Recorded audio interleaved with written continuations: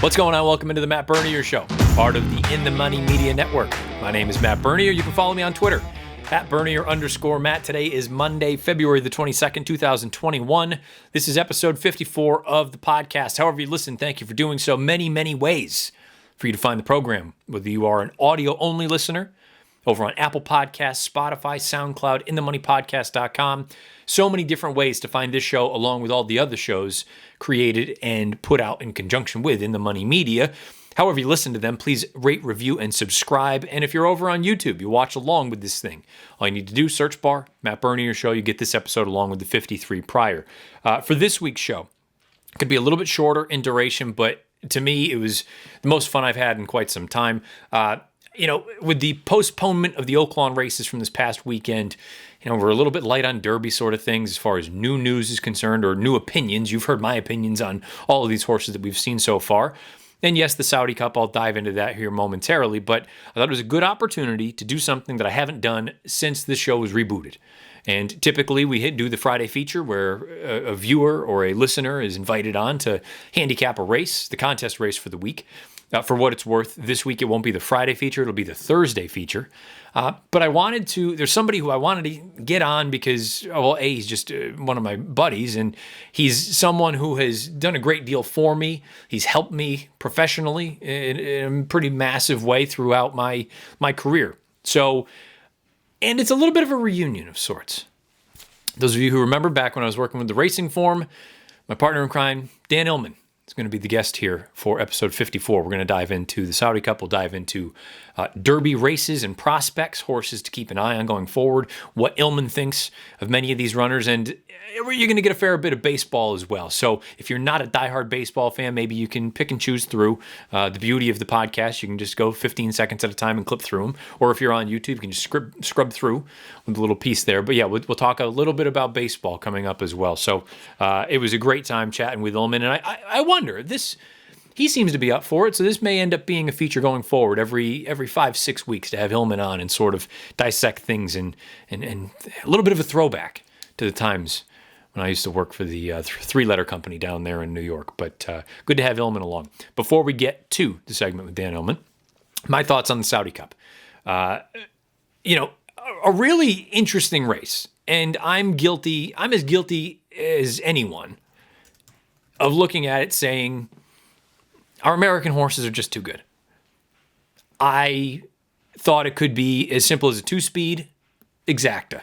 The two horses who projected to go to the front, Nixco and Charlatan, they're just too good. They're too fast for one another. Yes, perhaps they could duel one another into the ground, but from a class standpoint, I just thought they were that much better than all their contemporaries, and they would go all the way around the track. Who would win? I thought it would be Nixco because he'd be able to get out to the lead, but that was my thought. Some sort of an exacta of those two. And maybe I'm guilty of sleeping on Mishrif, the horse who ultimately won for John Gosden. But I couldn't help but go into the race, and think that it was unlikely that there would be an upsetter that was not an American-based runner. And I didn't love any of the other alternatives of the American-based horses. But when you have a horse like Mishrif, who I think the most fascinating thing for me watching the race was his ability, and you'll hear Illman talk about this a little bit as well, his ability to stay within shouting distance of the front of two legitimately fast horses early on. I think the thing that was most surprising to me was that Charlatan was able to outfoot Nixco to the front. And I've said it before, and I'll say it again. I believe Nixco is a need-the-lead type. I think he's Game On Dude 2.0. If you give him the lead, or he is able to procure the lead, I think he's going to be a tough nut to crack. But for whatever reason, he couldn't make the front. Now, if you want to just chalk that up to the fact that perhaps Charlatan is A, more talented, or B, I guess, which I don't even know if you want to call it B, but maybe it's 1A and 1B, that he is naturally quicker early on than a horse like Nixco, and he's able to get the lead. And when I say the lead, I'm not saying a horse who's going to open up by a length and a half on a horse like Nixco. We have seen horses in the past, and I think Nixco kind of fits this bill. You get a neck in front of them. They just don't want to pass that. They want to run with their friends. They don't necessarily want to go by someone. But if they're the one at the head of the engine, they're okay. they'll be the one to take you on a merry-go-round. So when that started, that was something I took note of, saying, oh, geez, he can't get the lead. I don't like his chances. Now, for him to pack it in the way that he did, I suppose you can look at that and say it was a disappointing effort. I don't think he regressed. I just genuinely think next go is a need the lead type. But once Charlatan puts him away, I'm thinking, okay, well, here it is. I mean, this horse was coming in lightly raced. He has really done nothing wrong throughout his career. He's crossed the wire first in all 4 of his lifetime starts. He had that one disqualification because of the medication overage. Well documented. We all know that story. But I thought it was going to be over. And then here comes Mishriff, a horse who has been a turf horse throughout his career, but he did start on dirt one other time, and he didn't run poorly in the Saudi Derby last year. He finished second in that spot, coming off of a bit of a layoff, his first start as a 3-year-old. And for him to be able to go and run down Charlatan, who is a legitimately talented racehorse. Now, you'll hear Illman's opinion here momentarily. I tend to echo his thoughts that, look, are these the Arrowgates and the American Pharaohs of the world and the gun runners of the world? No, not by a long shot. But they are good horses. And for Mishriff to be able to go and beat our best horses, currently anyway, at something that may not be his game, I think that speaks volumes about his ability. I think he's a very, very talented runner, and I think you have to be considering, if you are the Connections, assuming all goes well and he stays healthy, I think you have to be thinking long-term, all of your big prizes in Europe, I would assume the Arc included, because he's a legitimately talented grass horse, but if you were so inclined, bring him over here to the States to wrap things up in a race like the Breeders' Cup Classic on dirt, because he's shown that he can handle dirt. I can also acknowledge that I would hope someone is going to run faster and bigger.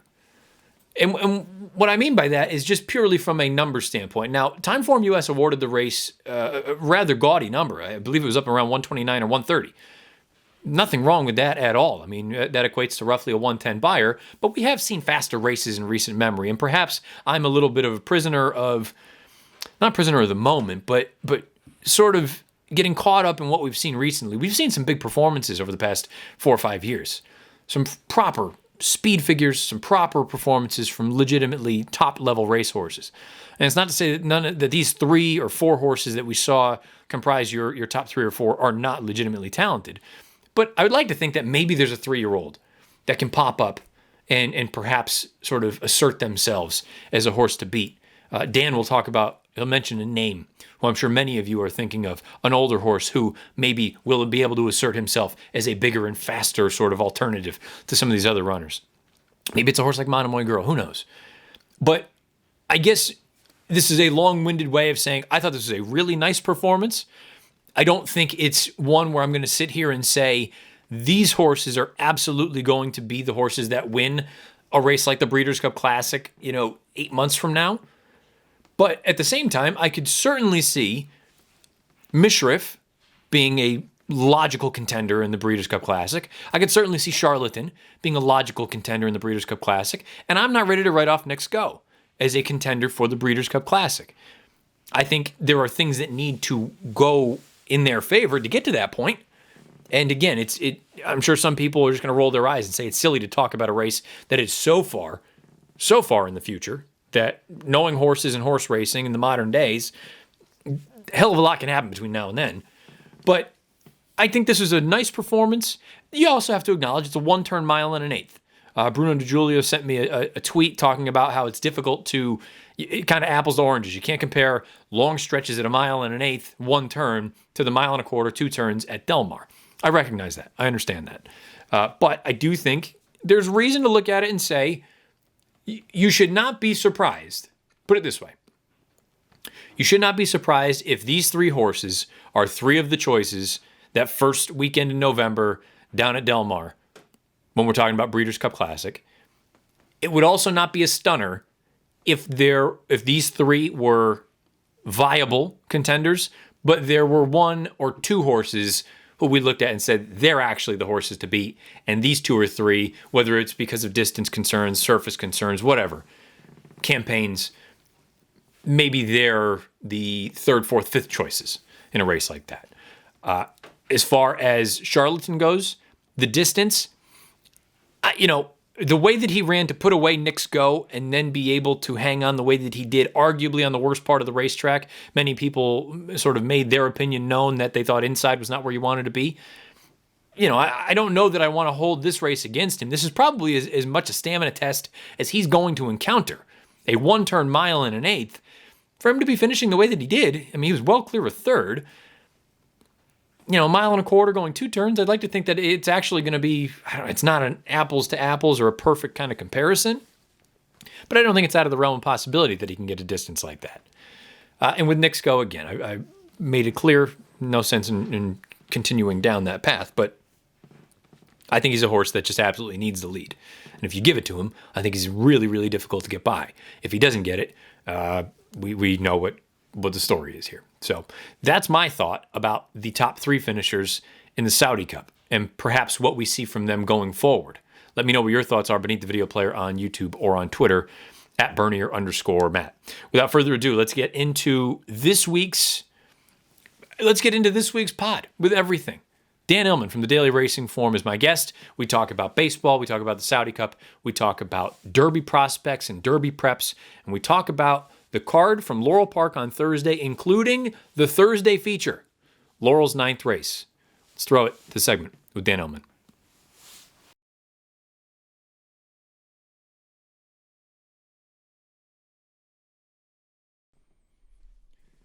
So not the standard sort of Friday feature that we usually do. We're going to do a Thursday feature, but we're going to get to that at the end. And I feel a little bit weird starting off with me being the one to open things up, because back in the day, when we used to work together, DRF's Dan Illman would be the one that would intro things. And as far as I'm concerned, anything that's happened with me as far as video goes and all that jazz, Illman has had a great hand in whatever this has become. For better or for worse, Dan, I'm not saying it's a good thing, but for better or for worse, I feel like you have a great hand in all of this. Thank you for coming on. You were doing so well. And then you said for better or for worse, just to put that sliver of doubt in people's minds as if they didn't have doubt already. But I appreciate you having me on and reunited. It feels so good. Yeah, long overdue. It was one of those things. I was just trying to think of a good time to... Typically, I don't have anybody on the show other than folks that listen and sort of play along with the contest that we do. But I felt like this was kind of a good time. Unfortunately, because of the Oaklawn situation, with them having to delay things the way that they did, there wasn't any giant races, with the exception of the Saudi Cup, over this past weekend. And I figured this would be a good time to get somebody in here who we can kind of just bounce some ideas off of and get an overall feel and sort of what the landscape looks like with a number of things. But before we get into the racing, for those of you who don't know, Illman is a big Yankee Baseball fan. I am a Red Sox fan, and recently, not great, for being honest. But I'm just curious your thoughts. The Paxton trade didn't really work out, not the way that I think it was intended to. But I think you might have a bit of a steal with this Tyone kid.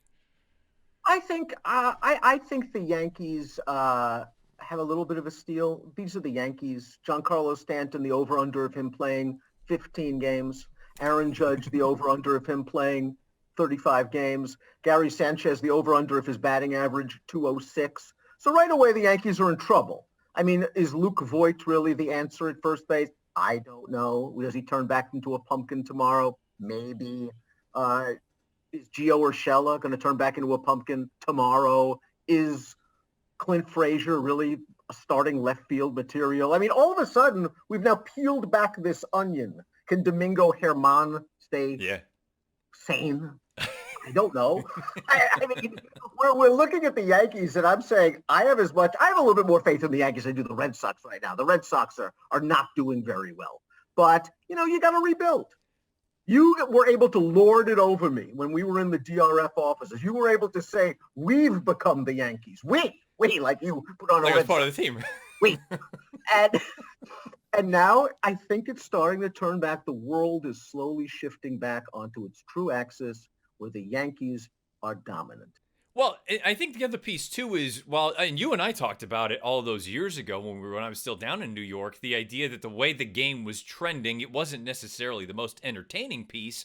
But when you talk about a team like the Yankees and the way you just laid it out, I mean, they are the epitome of modern baseball, are they not? It's a home run, a strikeout, not great contact, and you hope that your pitchers basically strike out 200 guys a year just so you can get through things. I don't even know about 200 guys a year because the game is now so where, boy, we'd love to get Masahiro Tanaka get through 5 last year before he went back to Japan. I've never heard of such a thing. Like Aaron Boone, the Yankees are so analytics. And I believe the sabermetrics have a wonderful place in baseball, probably more of a place in baseball, even than conventional scouting. But if Masahiro Tanaka pitched 5 innings and he struck out 13 of the 15 batters and was throwing a perfect game, he's out in the 6th, and you're bringing your new guy, the big Owen, to pitch the 6th. Why? Because the numbers say that Masahiro Tanaka, 3rd time through the lineup, his batting average is 100 points better. Well, which means in this game, they would be hitting 100 against him, but they would take him out anyway. Aaron Boone loves the analytics. I don't even know if they manage them anymore. I think the general manager has a bunch of little nerd sabermetric guys up in the general manager's box, and they're like this, and they're typing the numbers, and they call Boone up on the sabermetric phone, and they say, "Get him out." Well, I mean, I go back to the World Series last year with Blake Snell. I mean, what are we doing? Sometimes you just have to trust your players. Yeah. Sometimes you have to let your players win it. Starting pitching, it's always a situation where, and you were a pitcher back in the day, you thought about it for 4 days, your opponent. You got yourself hyped up. You threw a bullpen. You talked to your catcher about how you were going to attack these guys. You had 4 sleepless nights. You thought about it. You couldn't wait. Then you got on the mound. You threw 7. You're leading 2-1. You've pitched for 3.5 hours. You're sweating. You're grinding. You're doing everything you can. This is your game until it's not your game anymore. And they bring in 5 or 6 relievers who combined to give up 8 runs, and you were a loser. Well, and isn't that part of what it used to be, where the first time through the order, the idea is going to be a pretty steady diet of fastballs. Occasionally, if you get deep into a count, maybe you mix in a little something else. Second time through, you show a little bit more. And that third time through, when you really got to gut it out, that's when you just let it all hang out and you throw everything you got at them and you hope that it works. But now you don't even get the opportunity the third time through. And the amazing thing is you have more pitchers now. I know. You've got a slider, you've got a 2-seam, you've got a 4-seam, you've got a changeup, you've got a curveball, you've got a split. You've got everything under the sun. You can mix them up through first time, second time, 8th time through the order if you go 19 innings, and yet they're not allowed to pitch. You and I have probably, and listen, I'm a grumpy old man when it comes to sports. You're getting there. I'm telling you. Listen, it's almost over. You're getting there. But for the fact that you and I are seeing eye to eye on this, the generation gap is narrowing. No, it's true. And I mean, that's part of the issue, though, is that you have people in sort of my ilk, the early 30, late 20, where, yeah, I get it. The analytics, they do tend to work. But my God, it makes for a boring product. It makes for a boring product. And again, I think you need to, and I think in some way you lose your superstars. Totally. I mean, I think there's something sort of gallant about a Garrett Cole going out there and saying, I'm going to pitch the 9th. Yeah. And if I lose, I go out on my shield. And there's nothing wrong, by the way, if a guy pitches 7 innings and in the 7th inning, he gets them 1, 2, 3, and he's leading 3-1. There's no reason why he can't go out in the 8th. And if a guy hits a home run off him, you take him out. Pull him out. How hard is that? There are options here. Yeah. It doesn't have to be all or nothing. But it seems like it is all or nothing in baseball because everyone is afraid to be criticized. This is the social media generation. Yep. Everyone is afraid to be criticized. The managers are afraid to be criticized. Handicappers are afraid to be criticized. Everybody's afraid to be criticized. But you're going to be wrong no matter what you do. Yeah. You're going to be criticized. You're not going to be universally worshipped like I used to be back in the pre-social media days when I had the preeminent blog on the internet and was not only liked, loved, adored, but worshipped. And that's all gone. The proper first contest I ever won was Dan Illman's form blog. Put something together. Handy gambling, exactly. Part of the forum blog. Before we go on to racing, 95.5 wins is the over-under for Yankee Baseball. Over or under? Oh, they don't win 95. Really? No, they don't. Even in that? I shouldn't say even in the division because Toronto has made some moves, but... Tampa Bay is very, very good. Baltimore's improving, and I never thought I would say those words. Baltimore is improving. Boston, I think, will do better than they did last year. I think they made some really interesting moves. I don't know if it's pennant-changing moves, pennant-winning moves, interesting moves. Toronto made some really kind of all-or-nothing moves, and I wouldn't be surprised if the combination of the players they've had and the good young players they have, if they stay healthy, they make a big... If I'm a Yankee fan, I'm happy with 90, 91. I don't think they get 95 and that. Too much problems here. Too much, as you say, all or nothing. Too many injury-prone players. Too many question marks. It's all going to come down to the pitching. Pitching looks good. One guy gets hurt, all of a sudden the pitching not so good. Falls apart. Yeah. And to your point, look, that Ottavino move, I don't hate it. I get it that they kind of did the Yankees a favor, but I for 1 year, if it is only 1 year, that's all he's got left on his deal. The Sox need anybody that can throw. They need a warm body in the bullpen. So I'll take him even if he's got, even if he's not what he was 2 years ago with the 1.9 ERA or whatever it was. He's a guy that when his slider is working, he's deadly. Yeah. He's deadly. And when his slider's not working, he's going to put some dents in that wall, that monster. He's going to wake up. What's the monster's name, the little monster out there? Wally. Yeah, he's going to wake him up a few times with some dents if that slider's not working. But when his slider is working, he's very, very nasty. His numbers were still good. He lost the faith of Boone. Boone's a Joe Girardi guy. Joe Girardi has faith in guys, which is why we saw Brandon Workman come in for the bullpen for the last nine games, even though he blew 6 saves in a row. We saw Brandon Workman and Heath Hembry, guys that you were very familiar with. With those boys. Boy, you got to steal. Tell me about it. So they have their guys, and again, it's overmanaging, it's lack of quality play. I'm just an old curmudgeon. Go Yankee Baseball. Something tells me the Mets might be taking over New York any day soon. It's going to be fascinating to see what happens in Queens. They made some nice moves, and obviously Lindor is the headliner. For those of you who don't like baseball, I apologize for the past few minutes. Let's get into racing. I guess the big one over the past weekend was the Saudi Cup, and just overall, I already gave my opinion at the top of the show. Just your overall thoughts, specifically on the winner, Mishriff, the runner-up, Charlatan, and Nick Sko, who ultimately wound up off the board. Let's start off at the top with Mishriff. Is this a horse? I saw many people alluding to the fact that, well, he's not really a dirt horse. Well, isn't it a little bit premature to say that because he only run on dirt one other time? As good as he is on turf, who's to say he's not a horse who can kind of handle anything? What's your kind of gauge on him going forward? I think he's a good horse. I think he's just a good horse on any surface. I think his race in the Saudi Derby last year was good. He obviously improved when they switched him back to turf when he won the French Derby. But he's a quality horse, and we saw that simply because he showed the tactical speed that most turf horses don't show, especially when they run on dirt. He stayed close to that legitimate pace that the two favorites were on, and he ran down Charlatan. He is a good horse.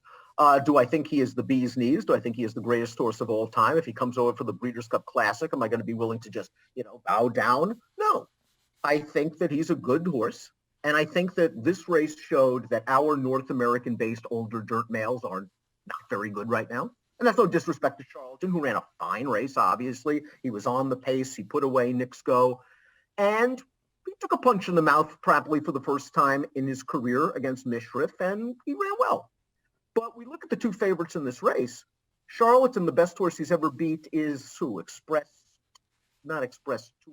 Train, yeah. Express Train is probably the best horse he's ever beaten. Yeah. You can't say Nashville. And the best horse that Nick Sko has ever beaten, there's probably a tie right now between Jesus's team and Code of Honor. Code of Honor, Complexity, one of the two. Right, Code of Honor is probably matched Tacitus now in terms of being an underachiever. So these are nice horses. He ran very, very well, Charlatan. If we're just going to have fun barroom talk like you and I after a Saturday afternoon of racing, we go down to the Perfect Pint, we'd have some malted milks and a couple of hamburgers and have a nice time talking about racing, we'd say, let's reject a buyer. Charlatan probably ran a 106. Yeah. Good number. Greatest thing in the world? No. Nick Sko, I think, probably just came back too quick from the Pegasus. Wheeling back in 4 weeks off that race, shipping halfway across the world. He just didn't seem comfortable. He's supposed to be faster out of the gate than Charlatan. I don't think they rated him. I think Charlatan was just faster. Well, and that was kind of the thing. When I was watching it live, and I couldn't help but notice I was listening to the World feed, and I don't know if it was Michelle Yu who had mentioned it prior to the race, that all throughout the week, Nick Sko had been really on his toes, feeling himself, and in this race and sort of the pre-race festivities, he was very, very calm and relaxed, which I'm not going to sit here and say that was why he wasn't as fast out of the gate as we're accustomed to seeing him. But to your point, there's a part of me that does wonder, and maybe I'm wrong in being a little bit overzealous, saying I feel like he's Game On Dude 2.0, where if he doesn't get out there and wing it on the front by himself, he can't win. He can't pass anyone. I do wonder if a horse like Charlatan just maybe has more natural early foot and is more agile maybe than a horse like Nick's Go. And if he gets headed, I mean, look, to this point, he's never passed a parked car. So I don't know that if he doesn't have it all work out his way, and I'm not suggesting it won't happen again down the road, maybe at a mile and a quarter, who knows, but he becomes a very difficult proposition for you to sit there and say, yes, I'm going to take 2-1 or 8-5 on a horse that I don't know if he's naturally as fast early on as Charlatan or whomever else they may throw at him. And B, if that's the case and he can't pass anyone, what good is he? Well, I think we're going to find out where Nick's Go stands in Brad Cox's mind by the placement. I would assume it would be the Met Mile. I think you're supposed to turn him back now, run him at his best distance, which is a mile. I know he won the Peggy at a mile and an eighth. Probably pushing it for him a little bit. Can't see him going a mile and a quarter in the Breeders' Cup Classic, especially if some of the 3-year-olds improve as they did last year, especially if a horse like Maxfield, who's probably the biggest winner, by the way, the biggest beneficiary of the Saudi Cup is Maxfield, because he sat at home, he didn't knock himself out, and he watched the two horses that arguably were rated above him in the division kind of flop a little bit. Charlatan ran very, very well. Charlatan is a horse, obviously, he still has upside. It was his first race off of knee surgery. We'll see how far he wants to go down the road. Baffert, we didn't think Authentic could go a mile and a quarter going into the Derby last year. He did it. Charlatan, I think there are still questions. He's the promising horse to take out of the race. I think Nick's Go will turn back. I think he'll be okay. But remember, he's Nick's Go. Yeah. There have been several iterations of Nick's Go. There was the long shot, plucky 2-year-old Nick's Go. There was the, boy, he's not very good Nick's Go. Yeah. And then there was the awesome Nick's Go, and this was somewhat in the middle Nick's Go. To your bigger point, though, I agree. I feel like it just is, I don't want to call it an indictment, but in a way, an indictment on what we have right now for older horses here in the States. It doesn't mean somebody can't show up and sort of take control of the division, but as constituted right now, I think it's a pretty, let's just call it wide open division. That doesn't mean that it's necessarily brilliant or terrible, but I think there's a lot of parity. I don't think there's any one horse who's head and shoulders above everyone else, and I think it's a good way to sort of begin to transition anyway into the 3-year-old talk. You know, Oaklawn's situation recently has been just very, very unfortunate. Just brutal weather for everybody down in the South, things that they're not accustomed to dealing with. And it's thrown the game plan of some of these other highly regarded 3-year-olds off a little bit, whether it's Essential Quality, whether it's Jackie's Warrior, anybody else who was supposed to run down in Hot Springs. Let's start there with that sort of audible needing to be called, not that you wanted to call it. I mean, how much concern would you have if you were involved or you were a big fan of one of these horses? Because we're not talking about middling prospects. These are supposed to be the top of the top as far as the 3-year-olds go. I think you're supposed to look at it one of two ways. I think you're supposed to be concerned for the short term, which is the Southwest obviously coming up on Saturday. These horses have lost preparation time. It's very, very important. You never want to go to plan B, especially if you have a Derby prospect. These horses' schedules have probably been mapped out day to day, week to week, probably since January 1st. And these changes, anything can happen. I think you still have time for the Derby, though. As long as Essential Quality doesn't run 5th, beating 15 in the Southwest, if he runs a good second, you know social media will say he's a bum, he should never have been number one, fine, and you just tone that out, and you say, well, let's see what happens in the Arkansas Derby if he decides to go there. Jackie's Warrior, for me, the bigger issue is not the missed time, it's the distance. Yeah. Does he really want to go 2 turns? Does he eventually want to go a mile and a quarter? A brilliant 2-year-old. Is he going to be one of those 2-year-olds who remember and say, boy, he was fast? Yep. Boy, he was fast, but you know something? They caught up to him. They caught up to him. They matured. He just didn't get any better, and the rest of them did. Baffert is sitting back and loving this because in Santa Anita, he missed a little time with the rain, but he's got Life is Good. And the fact that the Southwest now is going to be run right on top of the Rebel. They're not moving the Rebel back. Baffert has his armada. He loves to come to Oakland. You know he's bringing with 2 or 3. So he's got a big advantage with Life is Good. I still think Essential Quality is very, very good. And we'll see about the others. The Southwest, keep me in mind as a horse that's going to take some money. Boy, that last race he won was dreadful. Yes. Just dreadful. Nothing's come out of it. He's a nice horse. Obviously, he ran well in the Breeders' Cup. Maybe he ran so well in the Breeders' Cup, you get a little nervous for Essential Quality because he then wins his maiden in that bad race.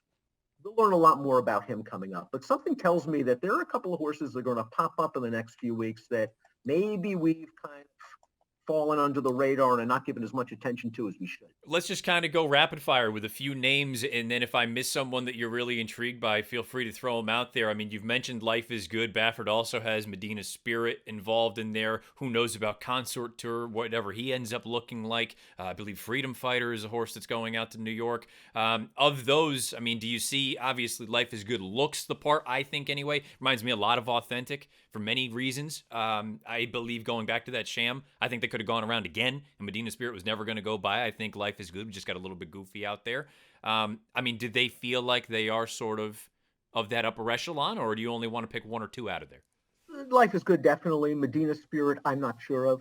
I know he's run some fast races. I know he came close to Life is Good. I'm not sure I really love any of his races.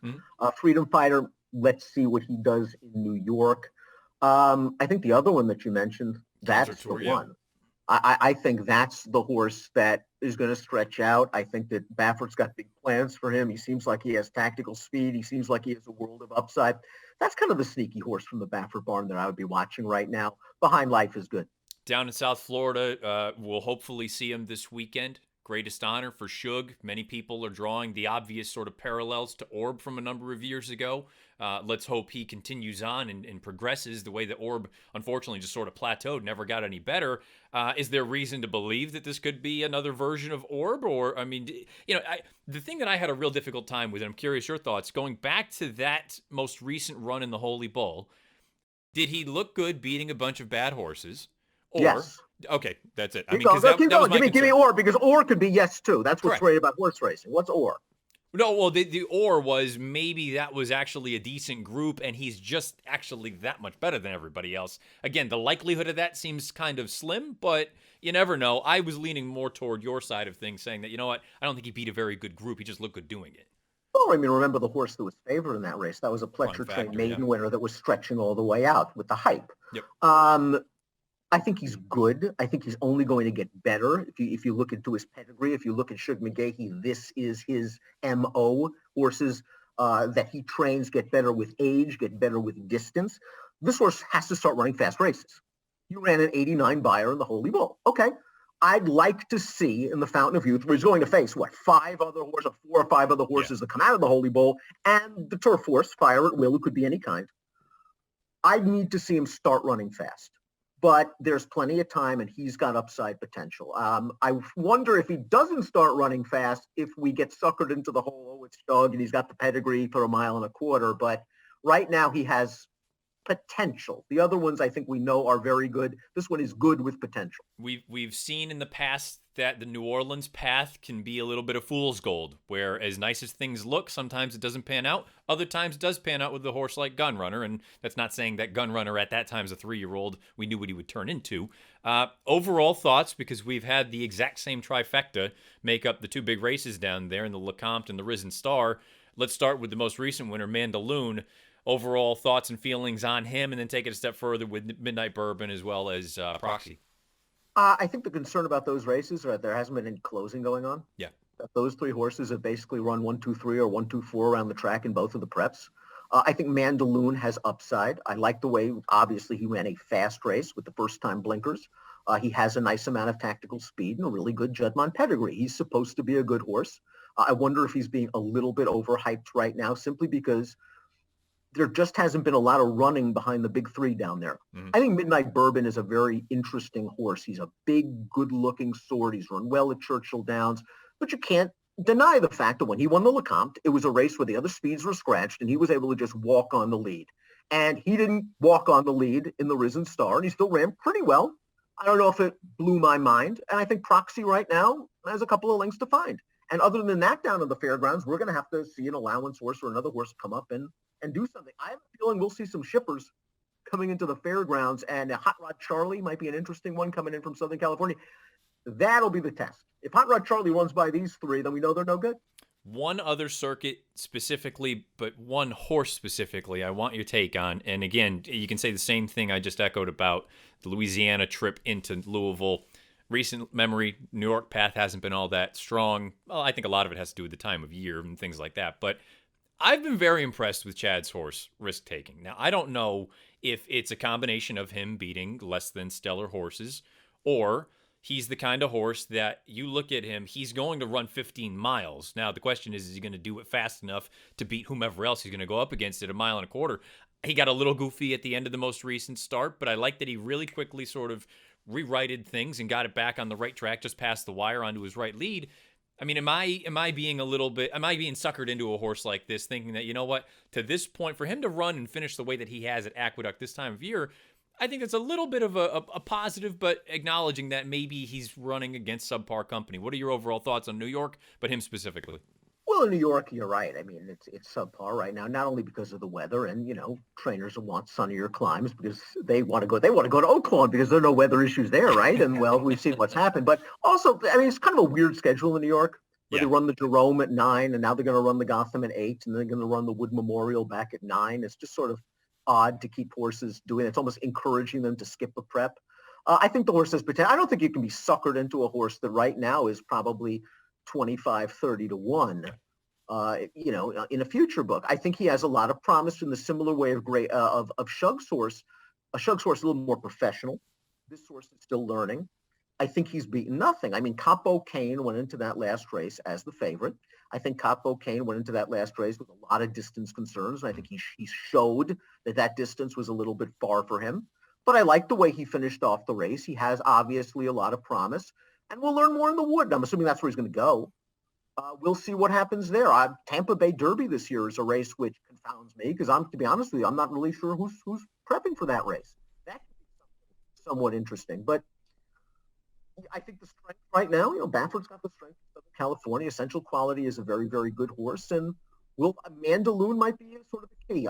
He's got to continue on this path. Did he peak too soon with that 98 buyer? Is there anyone who we haven't touched on that you're mildly intrigued with, or is it still a matter of, yes, while we're at the 50-point races, there's still a long way to go? I guess Caddo River is a horse that I think a lot of people are talking about, and I'm really not sure what to think. He kind of got an easy lead in that last race when he won. He seems to be brilliant. He seems to be a horse that has a lot of ability, and he's certainly in the right hands. But he's a horse that, we haven't talked about, and we probably should have talked about him a little bit. And we'll learn more, obviously, in the Rebel. I think that's where he's going to show up next. We'll see what he does going 1 mile and a 16th against a Baffert horse. He's another one that I want to see. If he doesn't get the lead, what happens? Is he willing to go on with it? Very fair point with him. Very fair. Before we let you go, again, typically we do a Friday feature, but because you are not only are you the head of DRF TV, which again, anybody who is unfamiliar with it, head on over to drf.com. You can find all the videos. No, don't do that. You'll never find. No, they don't know where to put the videos on drf.com. Go to the Daily Racing Form YouTube page. Okay. You'll be sure to find all the videos. You'll find Illman, Beer, Brad Free, among others over there. But you're also the analyst for the Maryland circuit, including Laurel, obviously, this time of year. And you have already filed your Thursday analysis, I believe. And let's go twofold. Let's start off with, is there a horse or a bet that you're hopeful from a price standpoint that you're looking forward to on Thursday's card? If you love a 2-to-1 shot, great. If you love a 10-to-1 shot, great. Is there anything you're looking forward to? I'm going to give you a threefold, Matt, because I know you have time and I know you're looking at the clock and I'm going to make you sweat. The first horse in race number 7 is a horse that I'm looking forward to watching run. She is probably going to be too short. That's Wonderwall.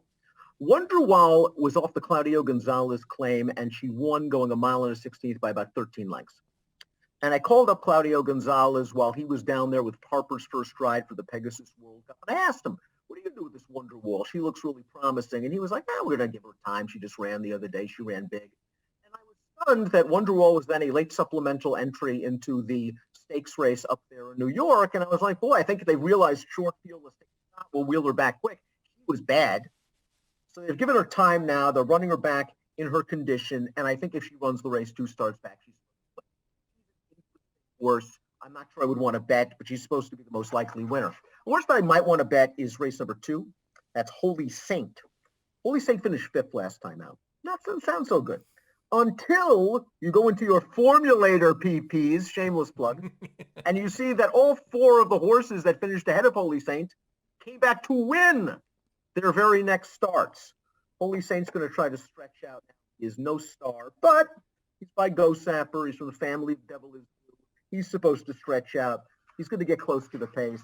I'm interested to see what we get from Holy Saint. But the best betting race on the card, no doubt race number 9.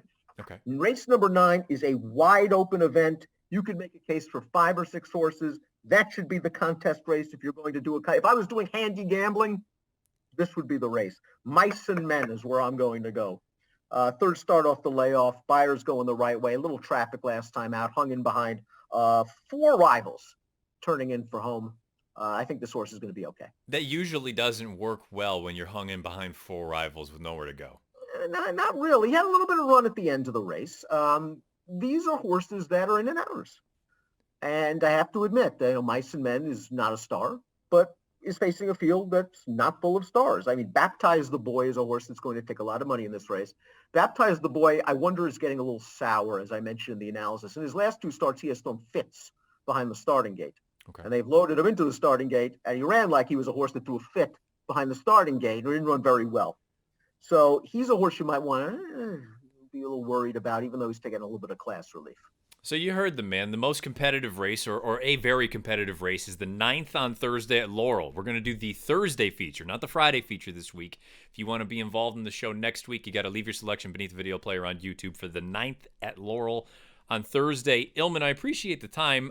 Is there anything else? I guess before I let you go, 80.5 wins for the Boston Red Sox. Basically, are they going to be 500 or under 500? Oh, they can't be 500.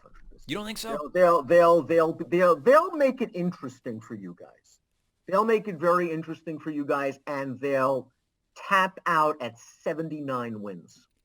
Because there's a part of me that wants to believe, not that they're a playoff team or anything like that, but I mean, if you just look at it and say the offense really wasn't that bad last year, and last year is probably a bad example of anything because there were 60 games and whatever, but it was just they didn't have anybody that could throw the ball, and now you would hope Eddie Rodriguez is back. You hope he's okay with the heart condition and all that jazz.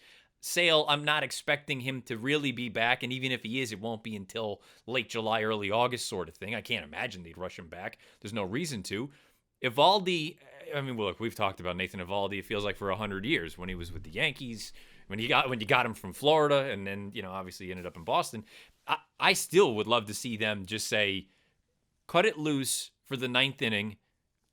All you can do, just air it out. Throw 102. The elbow's going to blow up again. Your bullpen wasn't that great either last year. It was horrible. It was a horror show. You got this guy that can throw 100. Put him out there in the 9th inning and let him blow people away. Put the fear of you-know-who into your opponents when you've got the lead in the 9th. You know as well as anyone, with Nathan Evaldi, as good as he is, it's not a matter of if he's going to get hurt. It's a matter of when he's going to get hurt. Right. And to me, rather than try to somehow massage, 8 months out of him, when in reality it's not going to work, or 6 months out of him, just let him air it out for an inning at a time. And let's be honest, too. How often are they going to really have save opportunities this year? Not a ton. That's the second good point, is that, okay, he may only pitch twice a week. Yeah. So you'll be able to save him. And then you can have him maybe go multiple innings because he is kind of a long guy. Maybe he can get 5 outs for you. But it's not like the mindset anymore is you have to be a starter or you have to be a closer, because Nathan Evaldi, if he starts, they're not going to have him go more than 5 innings. Maybe no. 4. So the idea of we're paying him all this money, he's got to start. Well, it's not like he's giving you 200 innings.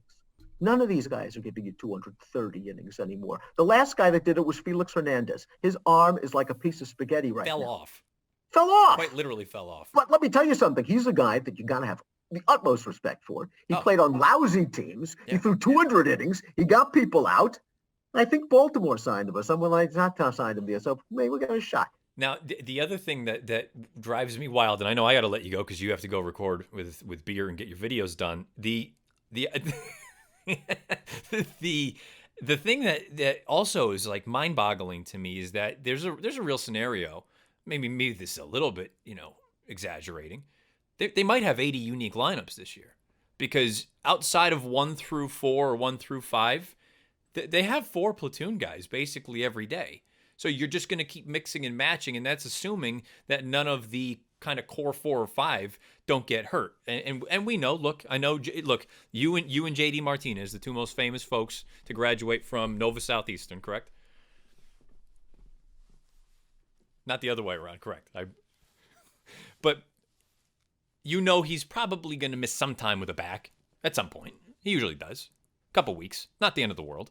But, okay. And he's a pure DH at this point. Nothing wrong with that. But you also assume Rafael Devers, who, I get it, he's a young kid, but it's also not as though when you see him, you don't think he's an Adonis out there. He's probably going to miss a little bit of time. At some point, he'll be a first baseman. I can't imagine they keep him at third forever. Bogarts is pretty much your bastion of health. You hope you're going to get 150, 155 games out of him. Yeah, he's going to end up pulling a hamstring and be out for half the season. Basically, yeah. And look, and Petey, your favorite, is no longer here anymore. I was going to say you have 80 different lineups until they force Petey out of retirement, and you got 102 different types. Who's the kid that plays? There's a kid you've got. He's a good hitter. Second baseman, young guy. I don't even know if he plays second. He plays all over the infield. Throw me your lineup around there. I'll tell you who the guy to watch this year is for you. Well, I mean, you figure. So the interesting one is Michael Chavis. Where that's the guy. Now, the problem is it feels like he's sort of being pushed out. Because you guys love doing that, don't you? I don't. Well, because they love this Dahlbach kid who is a third baseman, first baseman. He's another one of these guys that hits, he could hit 30 home runs, but he's going to strike out 200 times, and he's going to hit about 210. Great. Not my cup of tea, but it is what it is. But that's the problem with Chavis, is that he was a third baseman. He also had a steroid issue when he was in the minors, and I think they suspended him for a year. So there's always that sort of lingering piece. Is what you're seeing actually legitimate, or is there something else going on? But between Chavis, between Dahlbach, Verdugo, I think is the one everybody hopes. He no, Verdugo's a very, very good player, and I think if Chavis can hit. And Verdugo does what he's supposed to do, and Bogart stays healthy, and these are all ifs, but Devers is very good. You have a pretty good lineup. But you basically gave me enough confidence by saying when you discussed your starting rotation, the first name that came out of your mouth was Eduardo Rodriguez. A good pitcher. Nice lefty. Yeah. A good pitcher. A good number 3. Yeah. Yeah, he's a good number 3, and he was your number 1 name. Yeah. That you put out there. Yeah. Why didn't you just sign Porcello? Did anyone sign him yet? They talked about that on radio up here the other day. That hey, look, he's still out there. We just we need a body. We need a body. That's it. Yeah. You just need somebody that can eat some innings. And when I say eat innings, again, an innings eater these days is 6 innings. So do with that what you will. But it's going to be an interesting year. I don't think they'll be as bad as they were last year, but they're certainly not going to be. I think it's a great line, to be honest with you. I could see them being 83 and, 70, whatever the number is, 78, 79. You'll take that. For sure. At least you would. I'm just very curious to see what the heck the game plan is. Because I don't, with some of the moves that they're making, I don't really know what the gist is. What's the goal long term? I mean, we have a lot of utility guys, which is great. Yeah. I mean, but the Boston Red Sox aren't the Tampa Bay Rays. They're this year they're going to be a rebuilding year. They want to see what their kids have. They're going to evaluate their kids, and they're going to say which one's trade bait for some real players. If next year we're really in the thick of things at the All-Star break, and which ones we want to keep. It all started with that extension for Chris Sale. It all started with that. I had to give it to him at the time. I thought you didn't think so. You were right. Well, I mean, he's the weird thing is he's Pedro. And I apologize to anybody that doesn't like baseball, but it is what it is. He's like Pedro was until Pedro answered that question. Because all those years, Pedro at the end of the season, his arm he was tired. He couldn't do it anymore. And you see Chris Sale, they just showed him playing catch the other day down there at Fort Myers. I mean, he might be 140 pounds soaking wet. So, being stout, yeah. Their ability, I don't know. One quick question before we go, and I haven't had a chance to talk to you about this. How did it feel on Super Bowl Sunday to watch Brady to Gronk, and you had no vested interest in it whatsoever, really? Was it pride that these are your guys? No, or was it? Wow. No. The Brady thing, I didn't mind. I really didn't mind. It was time. They needed to split up. They needed to go their own ways. He was not happy here. Another year of him sulking and all that stuff. And let's be honest too. That's my favorite part. All the people up here complaining about, we could have had him for another 2 years. Well, I mean, the team isn't very good. So he would have, let's say let's say he accounts for 2 to 3 wins. This year they were, what were they, 6-10, 7-9, something like that? Yeah. Great. So you're a 9-7, 10-6 kind of team, the same team that got bounced in the first round by Tennessee 2 years ago. So I don't need to see him finish it. Just because he's wearing a different shirt doesn't make a difference to me. I think it's a silly uniform in Tampa, but that's neither here nor there. The thing that bothered me, though, was Gronkowski. Because he stopped playing. But he stopped playing because he said the concussions and all that kind of stuff were really the reason. And then the minute your buddy leaves, you're like, hey, I'm going to go with him.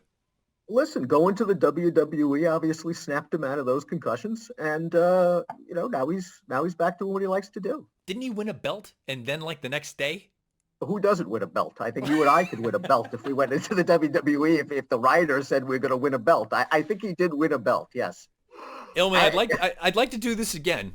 Yeah, I would too. Hopefully, it's nice to be out of racing purgatory. Hopefully sooner than later. And again, you're the first sort of non-listener viewer guest, and in all likelihood, you will be the second non-listener viewer guest to come back on. So maybe as we get a little bit closer to the Derby, when we have a better idea of what the field actually looks like. How do you know I don't watch your show every week? You might. I don't know.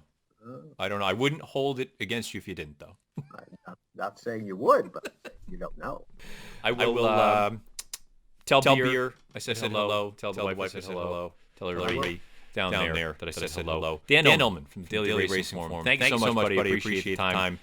Look forward to chatting again soon. You are the best. I'll talk to you. See you, buddy.